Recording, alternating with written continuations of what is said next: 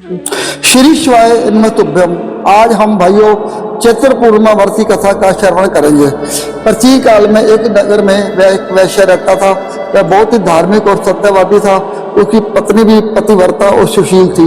वैश्य और उसकी पत्नी दोनों ही भगवान विष्णु के परम भगत थे और हर पूर्णिमा को व्रत रखते थे। एक बार वैश्य ने अपनी पत्नी से कहा कि वह सत्यनारायण भगवान का व्रत और पूजा करना चाहता है। उसकी पत्नी ने सहमति दी और दोनों ने विधि विधान से सत्यनारायण भगवान का व्रत रखा और उनकी पूजा की।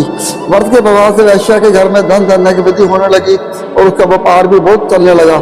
वैश्य और उसकी पत्नी दोनों ही बहुत खुश थे और हर पूर्णिमा को श्रद्धापूर्वक व्रत रखते थे। एक दिन वैश्य की पत्नी गर्भवती हुई और उसने एक सुंदर कन्या को जन्म दिया। कन्या के जन्म से वैश्य और उसकी पत्नी की खुशी और भी बढ़ गई।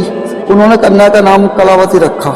कलावती धीरे धीरे बड़ी होने लगी और वह भी अपने माता पिता की तरह धार्मिक और सुशील थी। एक दिन कलावती ने अपनी माँ से पूछा कि वह हर पूर्णिमा को व्रत क्यों रखती है। उसकी माँ ने उसे सत्यनारायण भगवान के व्रत की महिमा बताई। कलावती ने भी अपनी माँ की बात सुनकर सत्यनारायण भगवान का व्रत रखने का संकल्प लिया। जब कलावती बड़ी हुई तो उसका विवाह एक धनी और सुखी युवक के साथ हुआ। एक दिन कलावती अपने पति के साथ नाव में बैठकर कहीं जा रही थी। रास्ते में उनकी नाव समुद्र में डूब गई और वह दोनों ही डूबने लगे। कलावती ने सत्यनारायण भगवान का स्मरण किया और उसने उनकी रक्षा करने की प्रार्थना की। सत्यनारायण भगवान ने उनकी प्रार्थना सुनी और उनकी नाव को बचा लिया। कलावती और उसका पति सुकुशल किनारे पर आ गए। उन्होंने सत्यनारायण भगवान का धन्यवाद किया और हर पूर्णिमा को व्रत रखने का संकल्प लिया।